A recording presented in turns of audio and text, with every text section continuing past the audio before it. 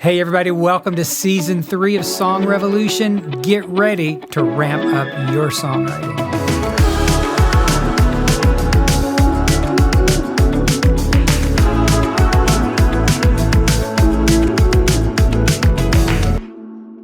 Hey everybody, John here. Welcome to Season 3 of Song Revolution. We've been bringing you this podcast since 2017, over 200 episodes. There's some great interviews in the archives, a lot of great teaching. I've had people like Bear Reinhardt of Need to Breathe. We've had Meredith Andrews. I've had Kim Walker-Smith. I had Carrie Job herself, Miss Worship, and she wore a trucker hat. So go check out that episode. I'll never let her forget it.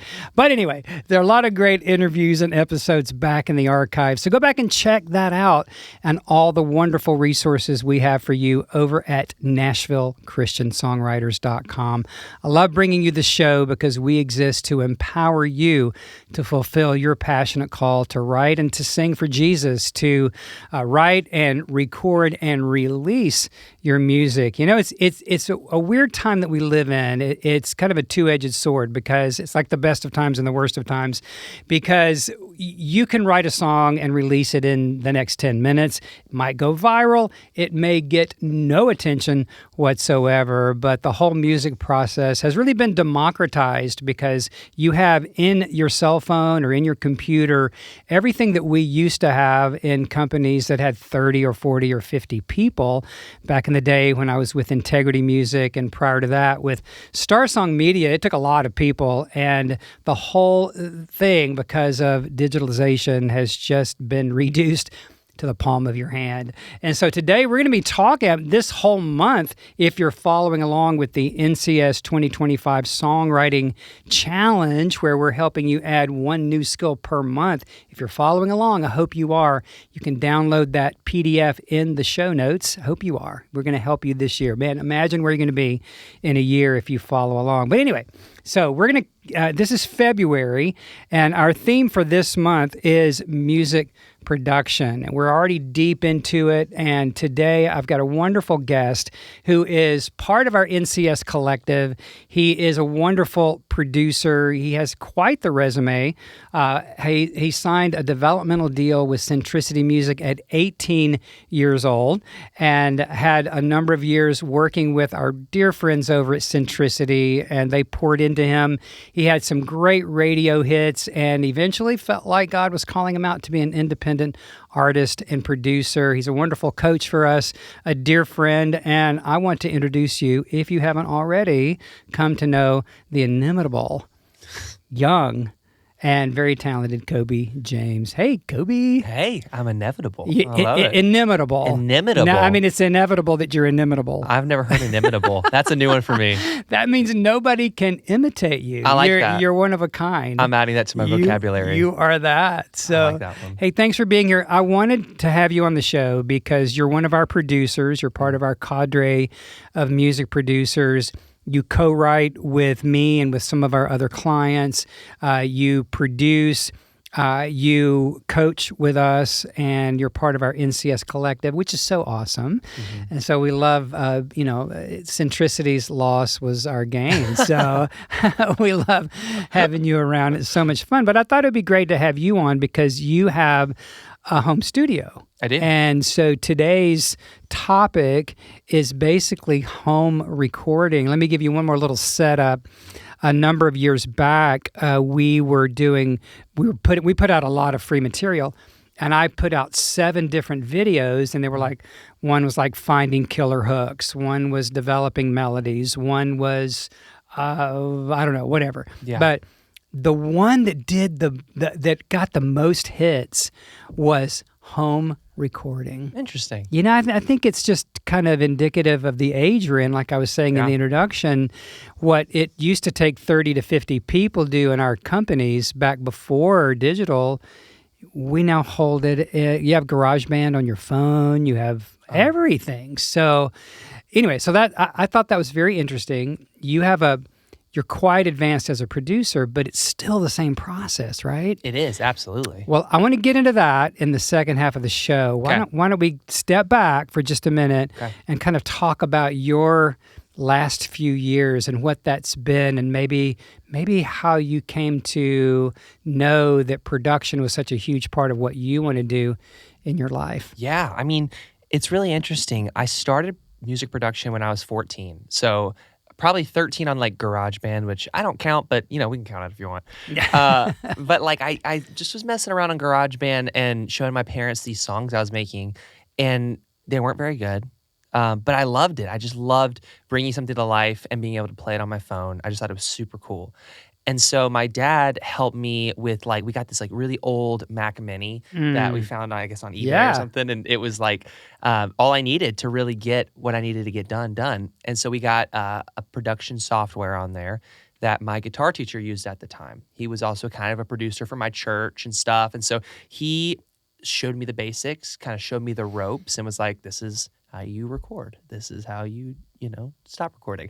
And and that was pretty much I just kind of was off the chain, just here we go. Let's just see what we can do. And I recorded an album. I wrote 12 songs and recorded them all on my own when I was 15. And that was when I knew I had the bug. It was over for me.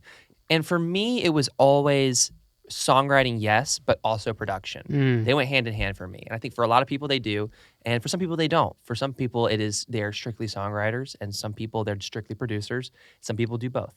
And for me, it's when I envision a song, I hear the production around. You just hear the whole thing. You just know you hear the finished product. Exactly. And so that was kind of my early years up until probably 16 years old. After I turned 16, I ended up getting connected with some people here in town. I got a manager and came to Nashville on my first trip and stayed with a producer, a dear friend of mine who I haven't been able to see lately because he's been so successful. He's been busy. But his name was David Spencer. He was an amazing guy. He's done some amazing songs. He did In Jesus' Name for Katie Nicole. He's really had a moment, and I'm so happy for him. And but I would stay in his vocal booth and sleep on an air mattress. And we would in the vocal booth. In the vocal booth. And we would produce these songs together. So I wasn't necessarily behind the rig. He was, and he was producing and doing the thing.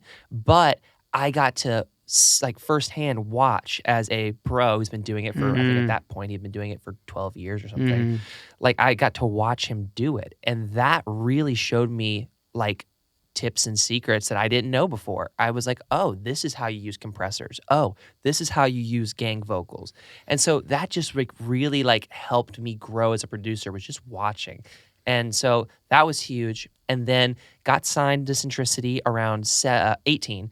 So from 16 to 17, making music, 18, signed. And that was when COVID happened. It was 2020. Of course, right? Great timing. The biggest break of your life. Oh, great timing. You get signed to the hottest label, Lauren Daigle, etc. It was awesome. Yeah. I was super pumped.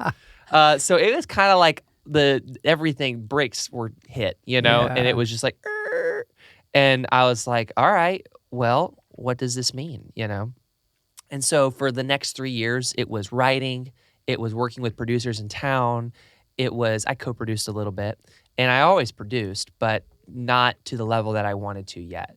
And not to the level that I could probably put stuff out yet. I could get away with it some, but it wasn't I'm a Nashville producer. And then slowly over time, as I was signed, I just felt like I kind of started to level up slowly, working with more people, seeing more things.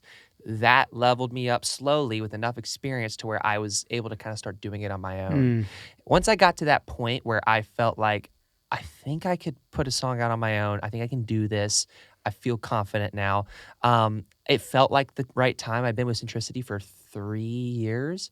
And it just felt like we had done it all. We had done what we tried it all, And I think it was time for me. I did a lot of prayer about it. I talked to she was my girlfriend at the time, but she's my wife now.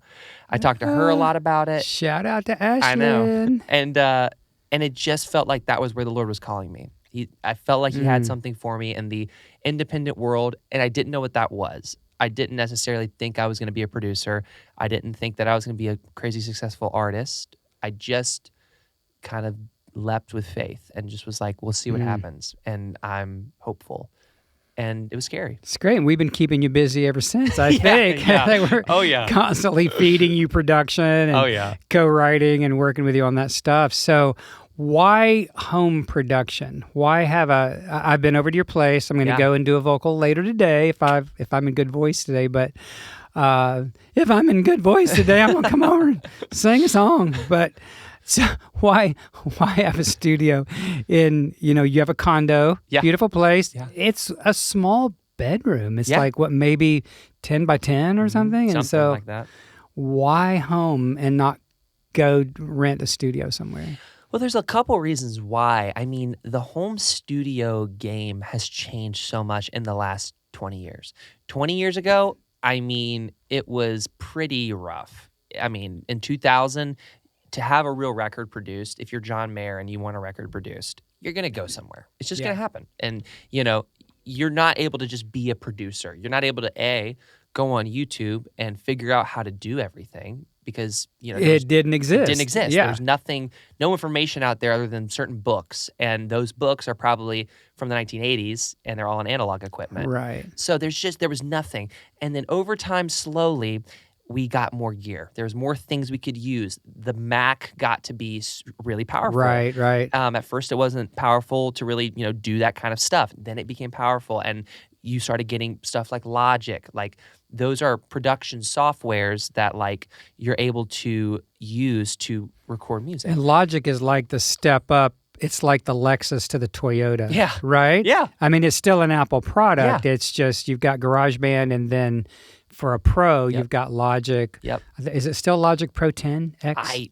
Honestly, I don't know because I don't use it. You don't use it? Oh, okay. But to say if you are a GarageBand user, I think it translates really well. I think the graphics are very similar. I think it has a really nice. So that is really big. And so, then getting into now we're in 2025. You can do high level production in a bedroom if you want. Mm-hmm. There is validity to having a studio because you can bring in bands. You can do live drums. There's a sound and there's a vibe to a large studio that there's still validity for it. But for the kid who can't afford production or can't, do that kind of stuff, having a home studio I think you could do for a minimal budget, could save you a lot of money, time, and you can learn this stuff yourself now. So are you old enough to remember when Alanis Morissette did Jagged Little Pill? Yeah. And that was like the first record that anybody heard of somebody recording in their bedroom. Yep. Do you remember that? That's so true. And it was like, wow, that just blew our minds. And now it's like, well, yeah, whatever, Yeah. Like 50% to 80% are just, in random studios and some are technically bedrooms in houses, There are thousands of them. I mean, we're sitting here in a new studio. This is our podcast studio, but we have a state-of-the-art. It's not huge, but we tracked a band back there. It's pretty nice in the back of our studios here. But I bet there are 1,000 home studios within 4 miles of here. I mean, there's just such a massive proliferation of them. Oh, you could throw a rock and hit a house with a home studio in it. I mean, but to be fair, a home studio could classify as a Mac and a microphone and a little interface. And there's your home studio. Wow. Talk us through for just a minute as we wrap up this first segment. Talk a little bit about the basic gear. Yeah. I mean, 3 absolutely. minutes. What do you have to have? You said a microphone and a Mac. I mean, seriously, if you get a Mac or you can do Windows as well, but I mean, Mac is kind of the standard in music production. You can absolutely use a Windows computer, but I would do that. If you're dumb. If you're kind of like a loser, if you want your lunch money stolen, I'd go Windows. But if you're going to be an accountant. Okay, fine. Okay, count your numbers. So I would get a computer, preferably a Mac, just for user-friendly purposes, and then you need a recording software which can run you anywhere from $150 to $500. Not bad. Not bad. But think about this: getting a song produced can range anywhere from $1,000 to $5,000. Easy. Or if you're signed, $7,000. So if you're thinking about, I want to make music, quality music, and want to do it on a budget, you're doing this once. This is one payment, whereas you're getting, you have to keep paying to get songs produced. Right. It's just part of it. And so there is a lot of like that involved. So you get music software. There's a bazillion to pick from. I use Studio One, which no one's ever heard of. But it's like I guess it's big in the UK. That's what they say. I haven't been, but I've heard. You're so UK. I'm so British. Hello, I'm gonna use Studio One. Studio. I can't even Studio say One. Studio. That's like Cujo. Yeah, literally. That's what I use. And so it's just what you learn. They all do the same things. They have like a few minor differences. And then you need an interface of some kind. So industry standard is the Apollo Twin. That's the industry standard. They're probably like $800, but they also have like Focusrites. Those are like $100. Yeah, so that's what I have. There's ranges, and they do different things, but when you're starting, you'll never know the difference. Right, So you know what I mean? right. It's like get a Focusrite. And then for a mic, I mean, I am a huge fan of the Slate because it's so versatile as a home studio person. How do you spell that? Slate, Slate. Okay, like it sounds. Yep. Okay. And so it's really cool because it's an emulation mic. So it emulates other microphones that exist. So say you want the Sony, whatever, it does that. Or it does the Neumann, whatever. So it's kind of cool if you're at a home studio and you don't have a ton of money for gear and to have 15 billion mics. Now, I will say, the regular mics do sound probably better. I mean, it's just what comes with it. If you're a jack of all trades, you're a master of none. But, nonetheless, it's awesome. And I have a really good vocal chain set up for it. And that is all you need to get started. And a mic cable. Right. A few cables, a little electricity. Yeah. You can't Wi-Fi would be big. That would be great. Yeah, that would be kind of important. Well, all right. Well, let's take a quick break. And when we come back, what I'd like to dig into is maybe the process of how you actually start a song, how you layer sounds and what you're going for and how all that really comes together. And I'm going to share why I hate gear and why I don't like to be in the studio, and why EQing snare drums is the bane of my existence. Okay, I'm excited to hear that. We'll be right back. What would it feel like to have 52 weeks of access to the right people in Nashville? People who've been making music for decades. People who can answer every question that you have about what pro-level music making is all about. Well, you can get that and more by joining NCS Community. Our community is a group of worldwide dedicated Christian songwriters who want what you want, to glorify God with your gifts and to get your music out there. I hope that you'll consider joining NCS Community today. Hey guys, we're back with producer, songwriter, artist, coach, husband, and soon-to-be owner of a Cavapoo, Coby James. Coby, we've had fun so far, man. This has been a good podcast. It's been amazing. I've loved it. So what I'd like to dig into now, because our topic is modern home production tips, So we've talked about how, I'm so old, I'm old as dirt, and I bought like the first Macintosh computer, the ones that they make fish bowls out of now, where you had the floppy disk and everything, and I paid way too much money for it. Retro. It is so retro. It's long gone, but I've kept up with technology because I just love technology and it's kind of fun. So we talked about how the progression of all that has made it so convenient, and we talked about how you've really come to emphasize production more, and we want to put your contact into our show notes. So if anybody out there wants to contact young Meister Coby with some production stuff, actually come to us first because we get a cut. But but we'll put your contact in there. And but we talked about all that, and what I'd like to get into now is the actual process describing. Where do you start? Do you start with a click track? Do you start with a guitar track?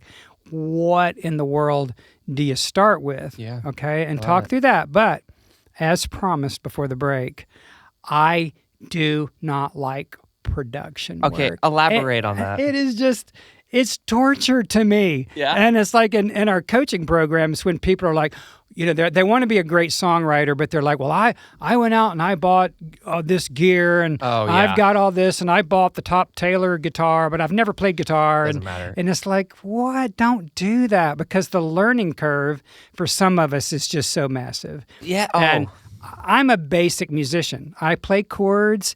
I'm a vocalist, so I can sing. You've worked with me. I can carry a tune. Even at my advanced age, I can still kind of get it. But to me, the time that I spent trying to work on production was just a waste because it was not going to be anything that I could ever really be put out there and hold my head up, right?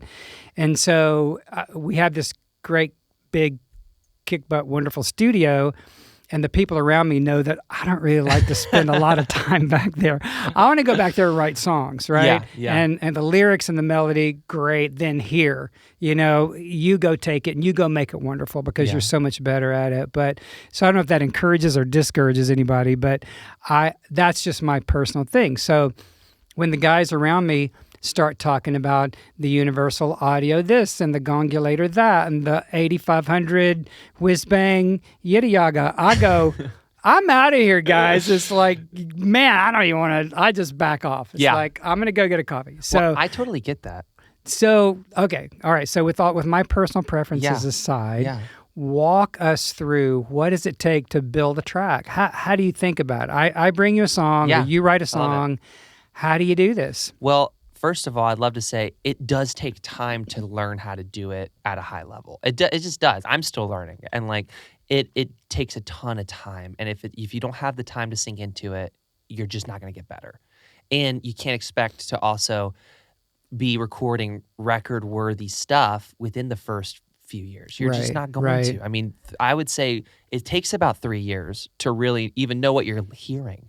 And know what plugins do, and know what you're supposed. So it takes EQ and compressors, and just on and on. It all takes those plugins. So much time, and dedication. So when I start a song, I mean, every producer is different. Everybody has a different flow. Everybody has a different vibe. Now, I guess what I'll do is break down my process when someone brings me a song, and I've already. It's done. It's done, and I haven't produced it yet. Because sometimes when you're gonna write, you'll start a track and get a demo and a vibe, and so that's its own kind of thing. But we'll go, I have a song, I want it produced. Can you produce it for me? I go, yeah, sure, I love it. So we start talking through vision. I go, send me 3 references, 3 songs that you just love and think this could sound like. That are already out there. Known songs, artists, just on the radio. Give me Carrie Job and give me Sabrina Carpenter and give me, whoever. Give me those things. And then I can go and say, okay, she loves this kind of music. She wants, her voice to kind of sound compressed like this. She wants, a vibe on acoustic like this. And so it gives me a good rough outline, a sketch of where to start. Yeah. At first you're like, if it's a piano vocal they brought me, I'm like, well, what do I do, Yeah. So it's really helpful to get references.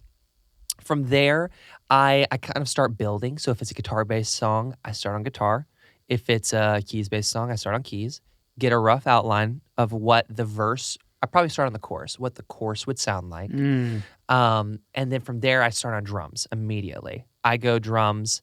I start building out what the drum structure could sound like with that acoustic. Let me back you up one step, because what you said,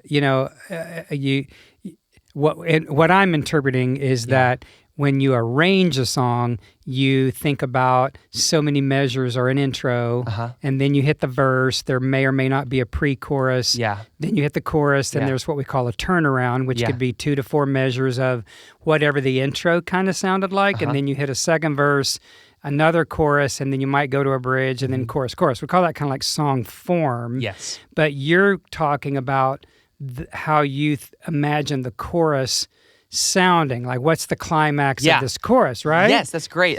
So I start on the chorus because I always find it's easier to strip away and create the verses after I've already created the big moment. If I create the big moment, then I know where my finale is. And I go, okay, can't get bigger than this. And then I can go and take the acoustic part and drag it over here to the verse and say, okay, we'll have like just acoustic, just a light beat. And then I already have my destination. For me, it's easier to know where I'm going if I have that mapped out already. So then I can kind of like start over and go, okay, let's plot this out. Let's figure out where, it begins now. So that's just how I've always done it. So I kind of think of it as like a big sample sheet of like, think if when you go to paint a room, you get like a piece of paper with all the colors that are going to be in the room and the things that match with it. I'll go and send the client like that course structure. I'll say, how is this feeling? Does this feel like what your course is going to feel like? And they go, yes, I love that. Or Nice. no, I don't love that. So like a sketch. Yeah, it's a sketch. Yeah. It's a rough outline for them to go, I really like what you're doing. And it helps me know I'm going in the right direction. Because who wants to go map out an entire song and then be told, no, I wanted it piano based. Yeah. Oh, right. okay. Oh, Well, gosh. first of all, you should have said that. Second, and it happens. Second of all, I've wasted hours, Right. So it's just kind of part of it. So that's what I'll do is I'll make that big sketch. Then from there, take it apart and use the pieces I've already made to create the rest of the song. Yeah. And so you have to at some point do what I've heard these producer engineer types talk about, getting on the grid. Yeah. What is that? So the grid is every song has a BPM or beats per minute. So with a BPM, a typical one would be 120 or 70 if you're in a worship song. And that's just like the click, click, click, click. And every click is a line on the grid. So you have a grid on your, the thing that you're looking at. It's a bunch of lines and a bunch of other lines. And you're then snapping everything you do to that grid. So every little line that you have, you're trying to make sure every guitar chug or every piano pluck hits on those lines because that's where the beat is, and it's going to follow with the drums when you record the drums. And so that's kind of what the grid thing is. And if anything is off by even a hair, it's very noticeable. Yeah. Because it's out of pocket. And vocals, that's a big part of it where, you really have to go in and kind of do surgery, like microsurgery sometimes, to make it hit in those grid lines really well, but also naturally. So it can kind of be an art in its own way of just like pocketing and making things feel good and stuff. So you start with either a drum or a guitar or keys, kind of as the basic to get the outline, the form that we talked about a moment ago. Get it on the grid. Yeah. You're working, with the metronome basically and snapping it to the grid. How do you go about deciding what other instruments to add? I mean, if it's a straight ahead worship tune like Elevation or Hillsong or Bethel, you're going to probably have the basic rhythm section of drums, bass, electric guitars, maybe some acoustic and vocals. How do you, or do you ever use different instruments, and how do you decide which ones to add to a song? That's a great question. I think that what's fun about songs and music is that there's kind of stereotypes in each genre. There's certain things that you can and can't do in certain genres. You're not going to put a banjo in a worship tune unless you're Zach Williams or Mumford and Crowder. Sons. Crowder. You're going to do that. Yeah. If you're not doing the country Christian thing, most people in Elevation, Hillsong, they're not going to do the banjo thing, which is not going to happen. So hey, I can X that off my list. Not going to do that. And what I've done a lot is after you've done music for long enough, you pick up on the tropes. You pick up on worship starts with an acoustic or piano. It has this light beat, maybe come in on the second half of the verse, a little something like that. You do that well. Thank you. Something very light like that.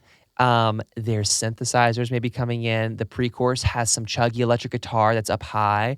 Like down, you just know that's going to be there, and you can come up with a cool line that's fancy and fun, and do something like that. Maybe there's some other guitar parts, so you get to mess around and play with it a little bit. But there's some things that you just know are supposed to be there to help the song build. You have your tool. I think of it as like you have a tool belt, and you're just kind of like, okay, what do I want to use next? I'm going to use this. I'm going to use the electric guitar here, and then once the chorus hits. In worship specifically, big chords. Yeah. I mean, think about if anybody's ever played in a church band, what your parts are, right? You're playing little plucky lead lines in the verse, and you're doing big strums on the chorus. Right. And then you've got the big contemporary Christian worship toms, right?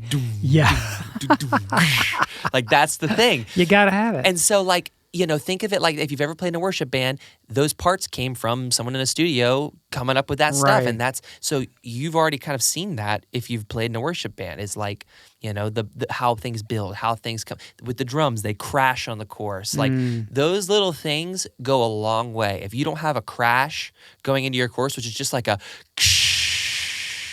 if you don't have that going into your chorus, it's going to feel anticlimactic. It's just not going to feel big. Mm. And so that's kind of how I go about figuring out what instruments I'm going to use, what I'm going to play.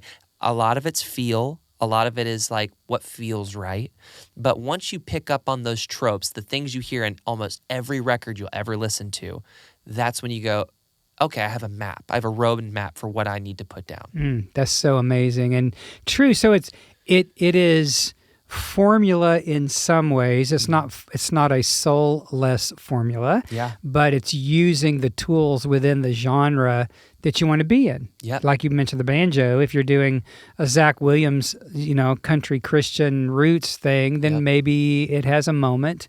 But in a Bethel Hillsong version, probably not. So what would you say for someone who is, just beginning? Maybe they're trying to figure out how to put together their home studio. Are there any resources that you can think of now, these years later, when you didn't have them? But would you go to YouTube? Where would you go? Yeah. Where would you start? There's a couple places I would definitely start. I mean, YouTube is a vast library of just like all kinds of music production tips and tricks and what plugins to get, but it can be overwhelming. So another place I would go is Reddit. It's a really cool place where you can like just ask questions and people will answer.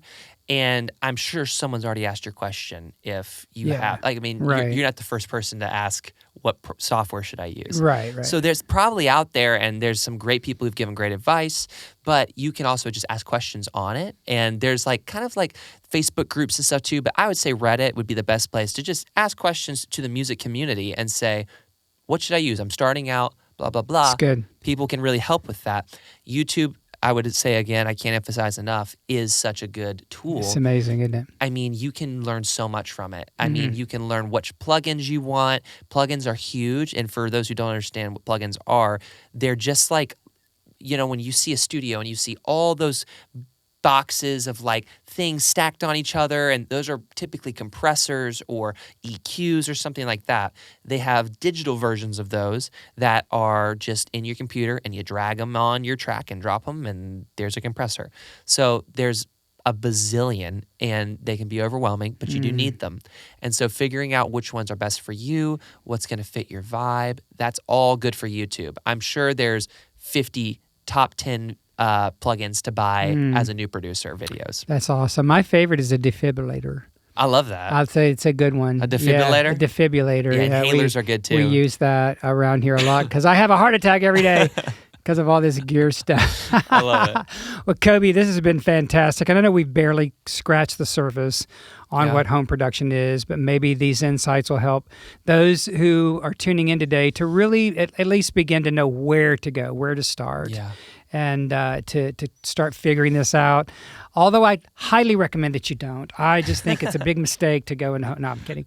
It's great. I know that a lot of people want to do it, and it's great. And if you're geared toward that, no pun intended, that's wonderful. But in the meantime, don't produce bad songs. Ooh. Tune into that's a whole other topic, isn't but it? that's so good. That's so good. I mean, there's so much to say about that. Right? Because, I've probably written... I don't even know, 400 songs now. I'm probably at, I don't know, something like that at this point. And there's just so many that weren't worth recording. Right. So many. Other than to learn from it, I guess. You learn. Yeah. But I would say maybe a lot of songs are worth a vocal acoustic demo. And that's how you know if it's good or not, let some people hear it and stuff. But most songs are worth that. Every now and then you find the one that's like, we got to take this all the way. Yeah, exactly. But there's so many mediocre songs that are recorded really well. So I grew up at the knee of Bill and Gloria Gaither. And one of the things that I learned way back was if you can't sing, if a song that you sing a cappella doesn't move you, then it probably ain't going to move you if you go produce it. That's a good one. The thing about production is it brings out the flaws in a song. It doesn't make it better. Yep. So, well, Coby, this has been interesting. I'm going to kind of wrap it up here. I do want to congratulate you.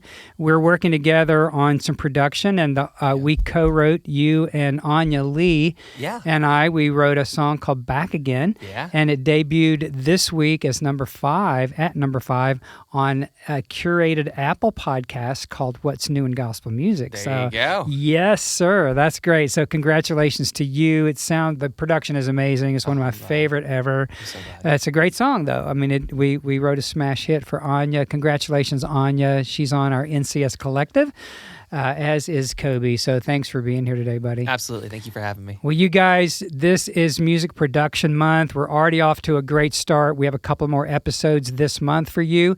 Go ahead and download the NCS 2025 Songwriting Challenge Guide. Follow along. Tune into the podcast. We offer free monthly training sessions. We were doing the first Wednesday. We switched to the first Monday now for who knows why, but we want to bring you wonderful teaching, just pour and pour and pour into your life so that you can fulfill your calling as a dedicated Christian songwriter and artist and maybe producer. God help ya. But anyway, from our heart to yours, God bless, and we'll see you next week on Song Revolution. Thanks for joining us on today's show. If you got some value, please help us share the love. Leave a like and a share and a good review.